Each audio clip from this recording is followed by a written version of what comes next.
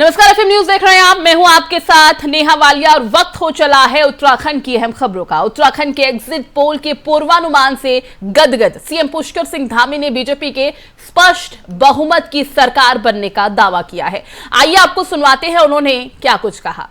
देखिए, सभी एग्जिट पोलों में भारतीय जनता पार्टी की स्पष्ट बहुमत की सरकार बनती हुई दिखाई दे रही है। जितने भी एग्जिट पोल जो निष्पक्ष रूप से आए हैं, मैक्सिमम में सभी में भारतीय जनता पार्टी की सरकार बन रही है। किसी में 45 सीटें हैं, किसी में 47 सीटें, किसी में 43 सीटें, अलग अलग सबके अनुमान आए हैं। लेकिन मेरा मानना है कि जब नतीजे आएंगे तो इससे कहीं ज़्यादा आने वाले हैं और प्रचंड बहुमत की सरकार बनने वाली है। अधिकांश चैनलों ने और अधिकांश जो भी एग्जिट पोल आए हैं, सभी में सरकार बन रही है। लेकिन मेरा मानना है कि उत्तराखंड की जनता का भरपूर समर्थन।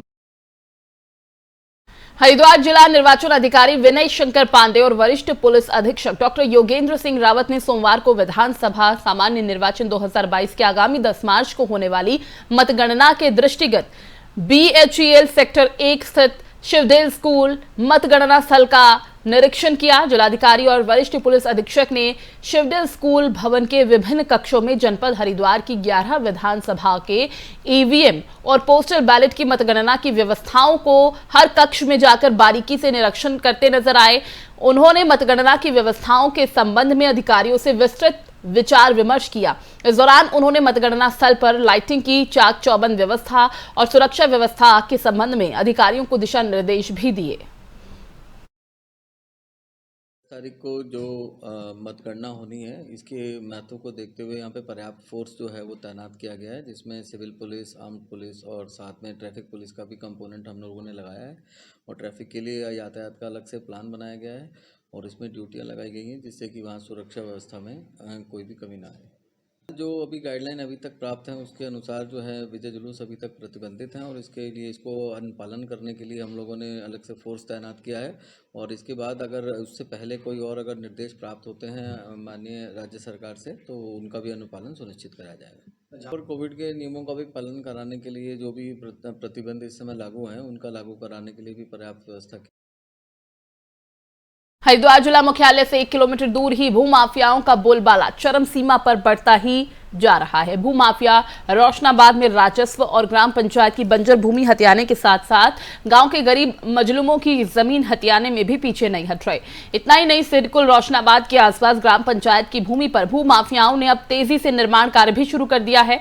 बता दें कि भूमाफिया राजस्व विभाग की मिलीभगत से जमीन ट्रांसफर का खेल बड़े आराम से खेल लेते हैं, क्योंकि उन्हें सब रास्ते पता हैं। सस्ती से सस्ती जमीनें खरीद कर राजस्व विभाग के मिले भगत से जमीन को ऐसी जगह पर ट्रांसफर करा दिया जाता है जहां बात लाखों से करोड़ों में पहुंच जाती है। हाँ जी, शिकायत करी थी मैंने। डीएम साहब के पास गया मैं, डीएम साहब को मैंने इसका ज्ञापन दिया और डीएम साहब ने आज तक अभी तक कोई कार्रवाई नहीं की। उसके बाद मैं एसडीएम साहब के पास गया, उनसे ऑर्डर तस्दीक कराकर मैं अपनी ज़मीन की पैमाइश मांगी और पैमाइश मांगने के बाद मैं तस्दीक जो है तहसीलदार को दे आया। अभी तक उस पर कोई कार्रवाई नहीं हो पाई है। और पटवारी से बात होती है तो पटवारी कहता है कि ये तो इन्हीं की ज़मीन है, इनके नाम चल रही है भाई, ये ज़मीन इनके नाम से चल रही है। और इन्होंने इस ज़मीन को कॉलोनी काट कर और दुकानें बना के इसमें खुर्द बुर्द कर दिया। और जो ज़मीन मेरी जो ज़मीन थी, उस ज़मीन का 39 बीघे कुछ हिस्से का वो जो बैनामा हो रखा है, उसमें इन्होंने क्या किया है, जो रास्ते बचे हुए हैं उन्हें उसमें से माइनस नहीं किया और इस ज़मीन में कन्वर्ट कर दिया इन लोगों ने उसे। और इसमें जो इन्होंने वो ज़मीन जो उसके आधार पर इस ज़मीन को भी बेच रहे हैं। और इसमें हम ये चाहते हैं कि हमारी ज़मीन की पैमाश हो। जो हमारी ज़मीन हो, अगर हमारी निकल लिया ठीक है, नहीं निकल ली तो हम अपने घर बैठेंगे। और जो ग्राम समाज की ज़मीन है उसमें या तो कोई बारात घर बनाए जाओ। अम्बेडकर में मुकदमा डाल रखा है एसडीएम साहब के यहाँ पे और तहसीलदार के यहाँ पे डाल रखा है। और मेरा भी एक चेक है 716 नंबर का, जो हमारे 4 बाबा हैं जो उनके नाम की ज़मीन है, वो उसकी भी हमने पैमाइश डाल रखी है। उसके आधार में उसमें, जबकि हमारे में कंपनी लगी हुई है और कंपनी दिखा रहे 714 में। कुछ लोगों के द्वारा जो कॉलोनी डेवलप की जा रही है, तो उसमें एक तो विदाउट HRD से नक्शा पास किए बिना करवाया जा रहा है कार्य इत्यादि। और दूसरा, कुछ लोगों का ये मानना है कि जो वहाँ पर लैंड है वो उनका निजी लैंड कम है और कुछ जो गवर्नमेंट लैंड है उस पर भी इंक्रोच करने की शिकायत की जा रही है, कोशिश की जा रही है। तो उसमें एक तो तहसीलदार को इमीडिएटली इसको चेक करने के लिए कहा गया है और एचआरडी के माध्यम से भी इसको चेक करवाया जाएगा। एंड जो भी चीज़ें हैं गवर्नमेंट लैंड पे बिल्कुल भी इंक्रोचमेंट नहीं करने दिया जाएगा। और अगर विदाउट एचआरडीए के बिना अप्रूव्ड नक्शे के निर्माण कार्य किया जा रहा है तो उसमें एचआरडीए को भी उसमें चेक करने के लिए कहा जाएगा। तहसीलदार से एक विस्तृत रिपोर्ट इसमें मांगा गया है, क्या कोई लैंड एक्सचेंज हुआ है, किसी के साथ एक्सचेंज किया है नंबर या पहले हुआ है। अगर एज़ पर लॉ हुआ है तो एक अलग इशू है, बट ये क्लियर मैसेज है कि गवर्नमेंट लैंड पर कोई भी इंक्रोचमेंट उसको बिल्कुल भी टॉलरेट नहीं किया जाएगा। जैसा मैं आपसे कहा हूँ कि गवर्नमेंट लैंड कोई भी है, अगर प्रॉपर कोर्ट से कोई आदेश हुआ है या एक्सचेंज हुआ है वो एक अलग इशू है, बट बाकी गवर्नमेंट लैंड पब्लिक यूटिलिटी का लैंड है और गवर्नमेंट का जो भी योजनाएं रहता है गांव में उसके पॉइंट ऑफ व्यू से काफ़ी सारे लैंड को हम लोगों ने आवंटित भी किया है। और किसी भी प्राइवेट आदमी और हरिद्वार के शासकीय विद्यालयों में हुई नियुक्ति और पदोन्नति मामले में आरोपों के घेरे में आए मुख्य शिक्षा अधिकारी के खिलाफ आई शिकायतों के आधार पर जांच करने के लिए हरिद्वार मुख्य शिक्षा अधिकारी कार्यालय पहुंची। बताते चले कि राकेश अग्रवाल शिकायतकर्ता ने शासन, उच्च शिक्षा निदेशालय और डायरेक्टर को शासकीय विद्यालयों में नियुक्ति, पदोन्नति और प्रशासनिक कार्यों में रही भूमिका पर शिकायत की थी। डॉक्टर आनंद भारद्वाज एक राजपत्रित अधिकारी हैं। शिकायतों की संवेदनशीलताओं को देखते हुए दोनों पक्षों की गहनता से साक्ष्यों के साथ सुनने और समझने के बाद रिपोर्ट उच्च शिक्षा निदेशालय को भेजी जाएगी। शिकायतकर्ता राकेश अग्रवाल का कहना है कि इस जांच टीम द्वारा उनको गुमराह किया गया। शिकायत के समय जांच कमेटी को उनके द्वारा शपथ पत्र के साथ पूरे दस्तावेज दिए गए थे, लेकिन जांच कमेटी दस्तावेज साथ लेकर नहीं आई और ना ही उन कॉलेज में जांच के लिए जा रहे हैं। शिकायतकर्ता राकेश अग्रवाल ने शिक्षा मंत्री अरविंद पांडे पर कई गंभीर आरोप लगाए हैं। शिकायतकर्ता राकेश अग्रवाल का कहना है कि इन सभी लोगों ने मिलकर शिक्षा के इस मंदिर को भ्रष्टाचार का अड्डा बना दिया। ये तो आप ही मुझे बता रहे हैं। अब जो जांच के बिंदु हैं उसे सार्वजनिक किया जाना बहुत अच्छा नहीं रहता, नहीं तो जांच किस बात की रही। जांच गोपनीय होती है और गोपनीयता इसमें बनी रहनी चाहिए। जो भी बात होगी फिर आपके सामने आ जाएगी। कितनी निष्पक्षता से जांच होगी सर? क्योंकि एकदम दूध का दूध और पानी का पानी होगा। बाकी शिक्षा विभाग में जो भी मुख्य शिक्षा अधिकारी रहे हैं, सबसे पहले अजय नोडियाल, उसके बाद गोविंद राम जायसवाल, रूपेंद्र दत्त शर्मा, सभी ने, और आपका आनंद भारद्वाज और एवं विद्याशंकर चतुर्वेदी, इन लोगों ने शिक्षा को व्यापार का अड्डा बना दिया यहाँ। और उसी में मेरी शिकायत पर, गंभीर जांच पर शासन द्वारा 2 आदमियों की, महानिदेशक के पत्र पर 2 आदमियों की संयुक्त टीम बनाई गई, जिसमें ये आज दिनांक 7 मार्च 2022 को जांच के लिए यहाँ आए हैं। और ये है कि जितने भी ये मैनेजमेंट के विद्यालय हैं, मैनेजमेंट के विद्यालयों में बहुत मोटा लेन देन होते हुए और जिन्हें शिक्षा में उधम सिंह नगर जिले के नानकमता थाना क्षेत्र में जमीनी विवाद को लेकर हुई कहासुनी के बीच चली ताबड़तोड़ गोलियां, एक व्यक्ति को जिसके बीच में गोली लगी उसकी मौत हो गई। गोली से एक व्यक्ति घायल भी हुआ और मौके पर पहुंची पुलिस ने मामले की जांच पड़ताल शुरू कर दी। चिकित्सक अधिकारी ने बताया कि गोली लगे घायल व्यक्ति का इलाज चल रहा है और दूसरे मृतक व्यक्ति का पंचनामा कर कार्रवाई की गई है। मामले में उधम सिंह नगर एसपी क्राइम ममता बोहरा का है।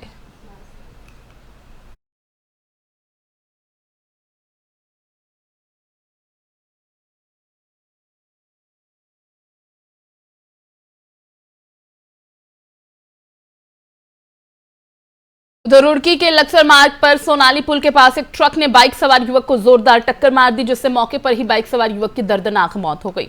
सूचना पाकर मौके पर पहुंची लश्कर पुलिस ने शव को कब्जे में लेकर पीएम के लिए भिजवा दिया, यानी पोस्टमार्टम के लिए भिजवा दिया। पुलिस आरोपी ट्रक चालक और ट्रक को कोतवाली ले आई। वहीं कोतवाली यशपाल सिंह बिश ने बताया कि सोनाली पुल के पास ट्रक और बाइक का एक्सीडेंट हुआ था, जिसमें बाइक सवार युवक की मौके पर ही मौत हो गई। शव का पंचनामा कर उसे पोस्टमार्टम के लिए भिजवा दिया गया है।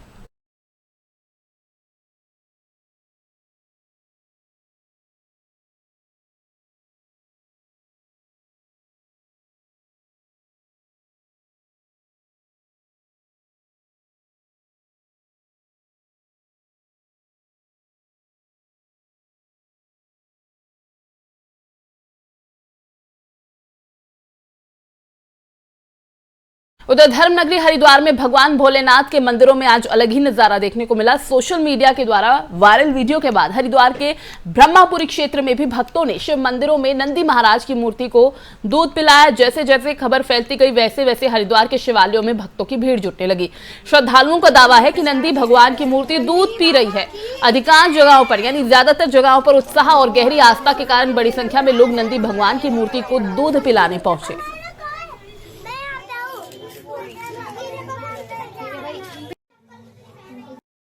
उधर सिरकुल पुलिस ने अवैध नशे के खिलाफ चलाए जा रहे अभियान के अंतर्गत एक नशा तस्कर महिला को गिरफ्तार किया है। मिली जानकारी के मुताबिक मुखबिर की सूचना पर पुलिस ने सोनिया देवी पत्नी पिंकू उर्फ राजा निवासी अरावली महदूद को सम्राट मार्केट शिव मंदिर की तरफ जाने वाले रास्ते से स्मैक के साथ गिरफ्तार किया, जिसे एनडीपीएस एक्ट की धाराओं में जेल भेज दिया गया है। दूसरी ओर सिरकुल पुलिस ने रोशनाबाद नवोदय नगर से रोशनाबाद जाने वाले मार्ग पर अवैध चाकू के साथ एक व्यक्ति को गिरफ्तार किया।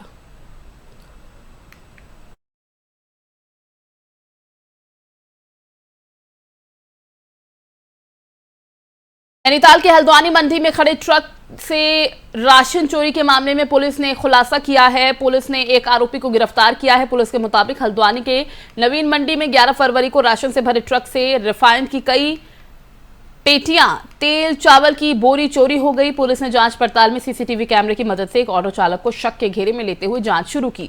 पुलिस के मुताबिक एक ऑटो चालक ट्रक के सामान ऑटो में लोड करता हुआ देखा गया। इसके बाद खोजबीन करने पर सीसीटीवी फुटेज के आधार पर आरोपी भारत कश्यप निवासी जीतपुर नेगी को रविवार देर शाम फायर स्टेशन के सामने ऑटो से गिरफ्तार किया गया। अब खबर लालकुआं से है, जहां बीते 15 दिनों से गायब एक महिला का अब पुलिस अभी तक पता नहीं लगा पाई है। महिला के बेटे ने कोतवाली में आवेदन देकर कार्रवाई की गुहार लगाई, लेकिन अभी तक पुलिस गुमशुदा को खोजने में नाकाम साबित रही है। जानकारी के मुताबिक 22 फरवरी की दोपहर अचानक घर से बिना बताए उसकी मां उसकी गैर मौजूदगी में गायब हो गई। काफी तलाश के बाद भी अभी तक रिश्तेदारों के यहाँ भी खोजा गया, फिर भी अभी तक उनका कुछ पता नहीं चल पाया है। और साथ ही उसने अपनी मां के अनहोनी होने की आशंका जताते हुए उनके साथ पुलिस के उच्च अधिकारियों से जल्द कार्रवाई करते हुए उन्हें ढूंढ लाने की मांग की।